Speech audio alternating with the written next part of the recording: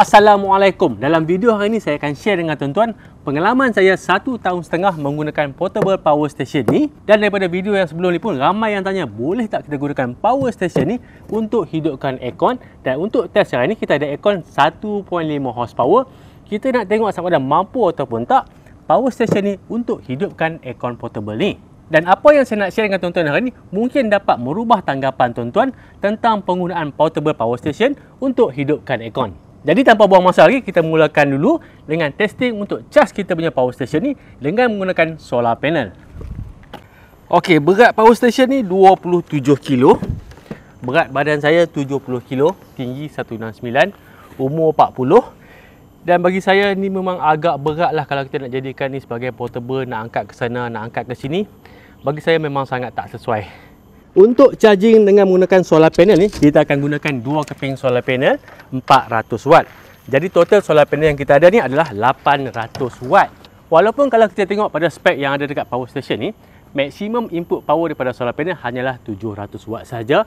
Tapi tak ada masalah kalau kita gunakan solar panel yang lebih besar, 800 watt. Tapi kita kena pastikan output voltage pada solar panel ni tak lebih pada maksimum input voltage pada power station. Kalau kita tengok dekat sini, untuk PV input antara 35 hingga 150 volt. Jadi solar panel yang kita ada ni, satu solar panel maksimum voltage adalah 45 volt. Jadi kalau kita gunakan 2 keping solar panel, kita boleh buat sambungan secara siri yang mana voltage kita takkan lebih daripada 90 volt. Solar panel yang kedua. Tapi kotor sikit solar panel ni. Dan inilah salah satu hidden cost dalam pemasangan sistem kosa solar.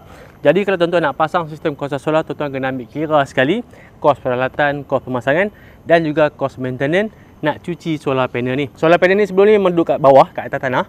Jadi bila hujan, air terpercik kat atas solar panel, inilah yang akan jadi. Dan memang kita kena cuci kotoran yang ada atas ni. Kalau tak, dia akan efek pada kita punya output power. Untuk cuci ni, saya lap dengan kain saja. Kemudian bolehlah kita buat sambungan antara solar panel yang pertama dan solar panel yang kedua. Kita akan sambungkan secara siri untuk tingkatkan voltage dan untuk gandakan power menjadi 800 watt. Ini adalah negatif daripada solar panel yang kedua dan yang ni pula adalah positif daripada solar panel yang pertama. The best practice sebelum kita buat sambungan untuk kita cas power station ni, kita kena test dulu berapa voltage yang kita dapat daripada sambungan siri 2 panel ni. Dan voltage yang kita nak adalah di antara 35 hingga 150 volt. Tak boleh lebih, tak boleh kurang. Kalau kurang dia takkan start charging. Kalau terlebih kita boleh rosakkan kita punya power station ni. Jadi kita akan test dulu berapa voltage yang kita dapat daripada sambungan solar panel ni.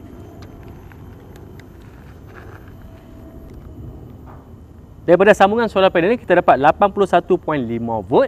Bermaksud sambungan kita ni selamat untuk kita cas power station, tak lebih, tak kurang.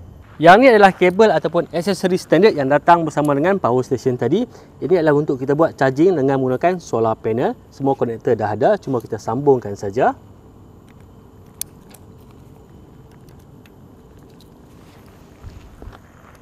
Kita sambungkan kepada charging port dan untuk charging port ni, untuk charging menggunakan solar panel dan juga charging daripada cigarette lighter port daripada kenderaan adalah pada port yang sama.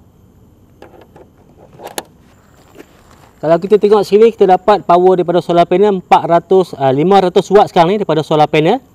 Dan kita akan gabungkan sekali charging menggunakan power daripada AC adapter, power daripada TMB.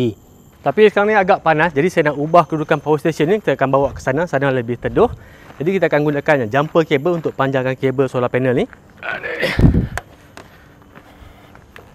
Memang agak menyiksakan. Okey, dah siap pasangkan balik. Kita tengok berapa watt kita dapat daripada solar panel. Sekarang kita dapat 537 watt daripada solar panel. Dan satu benda penting yang tuan-tuan kena ingat, untuk proses charging ni, power station tak boleh berada dekat tempat yang panas. Solar panel tak ada masalah, kena panas, kena hujan. Tapi power station kenalah tempat yang teduh. Itu memang sangat penting sebab bila suhu dalam ni semakin tinggi, dia akan reduce charging current untuk mengelakkan daripada overheating. Dan proses charging kita akan jadi lambat. Untuk AC adapter charger ni, maksimum power ataupun maksimum charging power daripada adapter ni adalah 500 watt. Jadi sekarang ni, kalau daripada sini kita dapat 500 watt, daripada solar panel pun kita dapat 500 watt, total akan jadi 1000 watt. Dan kapasitif kita punya power station ni adalah 2000 watt hour. Bermaksud kalau kita dapat 1000 watt stable untuk charging ni, kita cuma perlukan masa 2 jam saja untuk kita cas power station ni daripada kosong sampai penuh. Sambungkan AC adapter charger pada bahagian sini. Kita tengok berapa charging power kita dapat sekarang ni. Daripada AC adapter 480 watt, daripada solar 545 watt. Maksudnya sekarang kita ada 1000 watt lebih tengah charging power station ni.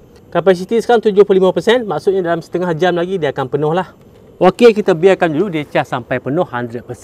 Kemudian baru kita akan test untuk hidupkan aircon 1.5 horsepower. Okey, tengah seronok tadi charging dengan 1000 watt, tiba-tiba hujan turun. So saya pindahkanlah ke sini, saya cas dengan menggunakan AC adapter saja.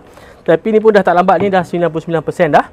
Kejap lagi akan penuh, kita akan cuba hidupkan aircon ni. Ni portable aircon 1.5 horsepower. Saya nak tengok sama ada mampu ataupun tak untuk supply nak hidupkan aircon ni. Sebab aircon ni kebiasaan dia punya surge tu adalah tinggi. Kalau ni 1.5 horsepower mungkin 1 kali ganda dia punya surge. Kita tengoklah mampu ataupun tak kita gunakan power station ni untuk hidupkan aircon ni. Okey, dah penuh. Jadi sekarang saya akan matikan charger ni dan kita akan sambungkan kepada aircon.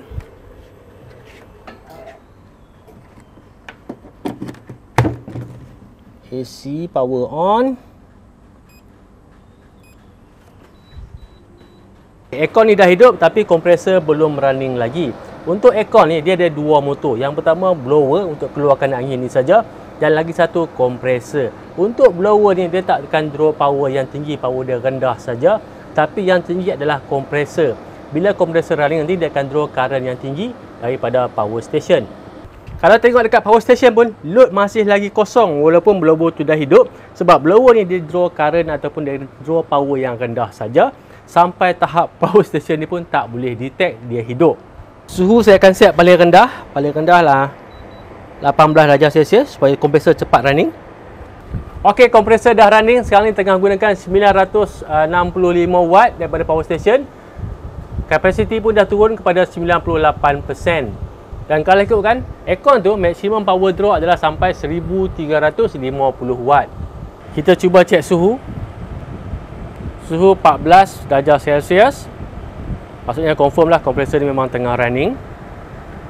Penggunaan power daripada aircon tadi dah makin meningkat. Sekarang ni dah 1241 watt. Dan kapasiti sekarang dah tinggal 93%. Okey, dah mula hujan balik. Tapi harap tuan-tuan boleh dengar lah suara saya. Saya akan matikan dulu aircon ni. Okey, masa saya buat video unboxing untuk power station ni, soalan yang paling banyak orang tanya, boleh tak nak guna untuk aircon? Boleh tak nak gunakan untuk hidupkan aircon? Tuan-tuan sendiri pun dah tengok, memang boleh. Aircon 1.5 horsepower pun kita boleh hidupkan walaupun semasa kompresor running, tak ada masalah. Tapi yang menjadi persoalannya sekarang ni, berapa lama tuan-tuan nak boleh gunakan untuk hidupkan aircon? Kapasiti dalam bateri yang dalam ni adalah 2000 watt hour. Tolak reserve kita akan dapat lebih kurang dalam 1870 watt hour. Memang ada kiraan ni lah. So sebenarnya jumlah tenaga yang kita boleh gunakan dalam power station ni cuma 1870 watt hour. Kita tengok tadi load untuk aircon ni lebih maksimum 1350. Tadi last kita tengok dalam 1200. Jadi bermaksud berdasarkan kapasiti ni kita cuma boleh hidupkan aircon ni selama 1 jam lebih saja. Memang kita boleh gunakan untuk hidup aircon, tapi saya nampak macam no point, hanya membazir saja. Kalau tuan-tuan nak beli power station ni untuk hidupkan aircon memang kerja yang sia-sia. No point. Buat apa nak gunakan aircon hanya selama 1 jam saja, nak keluarkan duit dekat RM7,000. Memang kerja yang sia-sia. Tapi kalau tuan-tuan nak beli power station ni untuk kegunaan lampu, kipas angin, load yang rendah, memang saya sangat recommend lah kalau tuan-tuan mampu untuk beli.